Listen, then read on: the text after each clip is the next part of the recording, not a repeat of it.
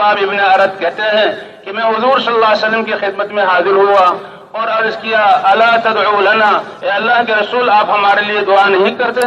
اے اللہ کے رسول آپ ہمارے لیے اللہ کی مدد کیوں نہیں مانگتے؟ ہمارا کیا حال ہو گیا؟ فرماتے ہیں کیا حال تھا کہ یہ ایمان لا کر اور جب کلمے کی دعوت دیتے تھے تو کفار مکہ غصے میں آ کر ان کے لیے لکڑیوں کی آگ جلاتے اور انگاروں کو جمع کر کے ان کو انگاروں پر ڈال کر ان کے سینے پر چٹان رکھ دیا کرتے تھے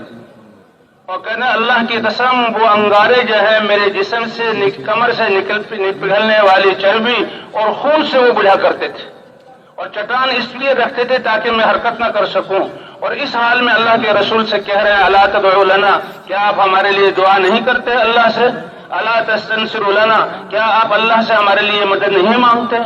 اللہ کے رسول صلی اللہ علیہ وسلم نے ہاتھ اٹھا کر دعا نہیں کی بلکہ اور قربانیوں پر ان کو آمادہ کیا، ترغیب دی. فرمایا کہ تم جلد بازی کرتے ہو، یہ ایمان تو اتنی بڑی دولت ہے کہ پہلے زمانے میں اس ایمان کی وجہ سے ایک شخص کو پکڑا جاتا اور آرا اس کی مانگ میں سر کے بیچ میں رکھا جاتا، آرے کو چلایا جاتا حتیٰ کہ اس کی کھوپڑی 2 حصوں میں ہوتی اور گردن تک یہ پہنچتا اور آخر تک چلاتے چلاتے اس کے 2 حصے ہو کر گر جاتے اور یہ تکلیف بھی اس کو ایمان سے نہیں روکتی تھی. یہ ایمان اتنی بڑی دولت. ایک شخص کو لایا جاتا اور اس کو زمین پر لٹا کر لوہے کی کنگھیوں کے دندانے اس کے جسم میں داخل کیے جاتے اور اس کی کھال اور گوشت کو ہڈیوں سے ادھیڑ دیا جاتا، لیکن اس حال میں بھی وہ اپنے ایمان کو نہ چھوڑتا تھا. وَلَكِنَّكُمْ تَسْتَعْجِلُونَ، تم جلد بازی کرتے ہو، جمے رہو، محنت کرتے رہو. تو حضور صلی اللہ علیہ وسلم کی ختم نبوت کی وجہ سے ہر صحابی دین کی دعوت دینے والا تھا اور ہر صحابی اللہ کے احکام کو سیکھنے والا، سکھانے والا تھا. اور وہاں سیکھنے سکھانے کے لیے جی ہاں سینہ بے سینہ ایک دوسرے کو سیکھتے سکھاتے تھے، ایک دوسرے کو سیکھتے سکھاتے تھے. حضرت علی رضی اللہ تعالیٰ عنہ سے کوفہ میں کسی نے کہا کہ ہمیں وضو سکھا دیجیے، تو انہوں نے جو ہے لوٹا پانی کا منگوایا اور اونچی جگہ بیٹھے اور وضو کر کے بتلایا کہ دیکھو اس طرح تھا حضور صلی اللہ علیہ وسلم کا وضو. تو اس محنت میں سب سے پہلی بات اللہ کی طرف بلانا، اللہ کی ذات پر ایمان اور یقین کی طرف بلانا اور اللہ کے احکام میں کامیابی بتلا کر فضائل کے ذریعے اللہ کے احکام کی طرف بلانا اور آخرت کی دعوت دینا. اور دوسرا اللہ کے احکام کو سیکھنا اور دوسروں کو سکھانا اور عبادات کو صحیح نہج پر کرنے کی کوشش کرنا، احسان کی صفت پر کہ ہماری عبادت ایمان کی بنیاد پر ہو، فضائل کی شوق میں ہو، اللہ کی رضا کو حاصل کرنے کے لیے ہو، اللہ کے دھیان کے ساتھ ہو اور مجاہدے کی صفت پر ہو. ان صفات کے ساتھ ہماری عبادت ہو جیسے صحابہ کرام رضوان اللہ علیہم اجمعین کیا کرتے تھے. لا اجر لمن لا حسبۃ لہ، جو اللہ سے اپنی عبادت پر ثواب کی امید نہ رکھے اس کے لیے کوئی اجر نہیں. تو یہ عبادات کو صحیح نہج پر لانا اور دعاؤں کا اہتمام کرنا،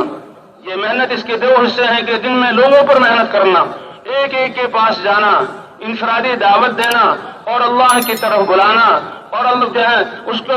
کو یہ بیان کرنا کہ یہ محنت کرنا تمہاری ذمہ داری ہے، تم مسلمان ہو، حضور صلی اللہ علیہ وسلم کی امت میں ہو. اور پھر حضور صلی اللہ علیہ وسلم والے اخلاق کی مشق کرنا کہ جیسے حضور صلی اللہ علیہ وسلم جو ہے لوگوں کو بلایا کرتے تھے، جس نرمی کے ساتھ معاملہ کرتے تھے اور کیسے دعائیں کرتے تھے. تو دن میں لوگوں پر محنت کرنا، اللہ کی طرف بلانا اور راتوں کو اٹھ کر اللہ سے مانگنا. جی ہاں اس محنت کے 2 حصے. تو بھئی یہ واپس جانے والے اس بات کی کوشش کریں کہ ان اعمال کا اہتمام کریں، اپنی مسجدوں کو ان اعمال سے آباد کریں کہ تاکہ ہر مسلمان داعی بھی ہو، ہر مسلمان اللہ کے احکام کو سیکھنے والا، سکھانے والا بھی ہو، ہر مسلمان عبادات کو صحیح نہج پر کرنے والا اور ذکر اور تلاوت دعاؤں کا اہتمام کرنے والا بھی ہو اور حضور صلی اللہ علیہ وسلم والے اخلاق کے ساتھ ہر مسلمان کی خدمت کرنے والا ہو. جی ہاں اس کے لیے بھی مسجد کو اعمال سے آباد کرنا کہ مسجد میں ایک مضبوط جماعت ہو جو مشورہ کرنے والی ہو، پورے عالم کو سامنے رکھ کر وہ مشورہ کرے. اللہ تعالیٰ کی سنت مبارکہ یہ ہے کہ جب ایمان والے کسی خیر کے کام کا ارادہ اور عزم کر لیتے ہیں تو اللہ اس کو وجود عطا فرما دیتے ہیں. تو یہ مسجد کی جماعت سارے عالم کی فکر کرے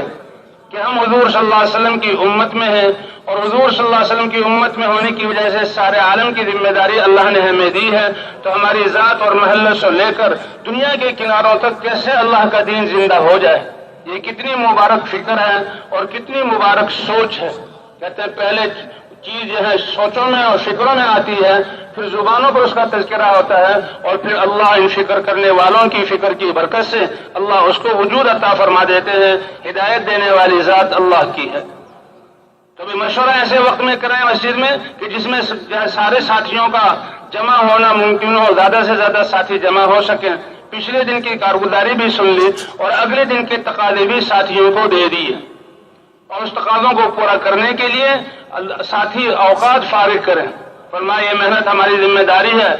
اعلیٰ درجہ تو یہ ہے کہ ہر مسلمان اس کے لیے آدھا دن فارغ کرے، آدھا دن اس دین کی محنت کے لیے اور آدھا دن اپنی ضروریات کے لیے،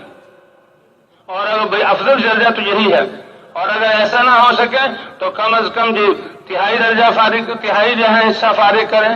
ورنہ چوتھائی، ورنہ کم از کم 2.5 گھنٹے سے تو کوئی بھی مسلمان جو ہے اس کے بغیر نہ رہے، کیونکہ حضور صلی اللہ علیہ وسلم کا ارشاد صحابہ سے فرمایا کہ اگر تم دین کے 10ویں حصوں کو، یعنی دین کی فکر اور محنت کے 10ویں حصوں کو بھی چھوڑ دو گے تو ناکام ہو جاؤ گے، لیکن تمہارے بعد جو آنے والے ہیں بعد کی امت، اگر وہ دین کی محنت کے 10ویں حصے، دین کے 10ویں حصے، تو علماء فرماتے ہیں دین کی محنت کے 10ویں حصوں کو بھی پکڑ لے گی تو وہ نجات پا جائیں گے۔ تو کم از کم اصل تو یہ ہے اور اعلیٰ درجہ تو یہ ہے کہ 2.5 گھنٹے جو ہے ہم آدھا دن اور آدھی رات اس محنت کے لیے دیں، مسجد کی محنت کے لیے دیں، ورنہ جو ہے اس کا تہائی حصہ یا چوتھائی حصہ، اور کم از کم 2.5 گھنٹے، کہ اس میں ہم سارے عالم کے تقاضوں کو سوچیں اور ان تقاضوں کو پورا کرنے کے لیے لوگوں سے ملاقاتیں کریں، اور ملاقاتیں کر کے ان کو نماز اور کلمے اور نماز کی دعوت دیں اور اس محنت کے لیے تیار کریں، اور ان کو سمجھائیں کہ دیکھو یہ محنت ہماری زندگی کی ذمہ داری ہے۔ ہم حضور صلی اللہ علیہ وسلم کی امت میں اور انبیاء کرام کی دعوت کے واقعات اور ان کی قربانیوں کے واقعات اور اللہ تعالیٰ نے جو انبیاء کی نصرتیں کی اور کیسے دعائیں قبول کی، ان واقعات کو سنا کر اور اللہ کی مددوں کو سنا کر ہر مسلمان کو اس محنت کے کرنے والا بنایا جائے۔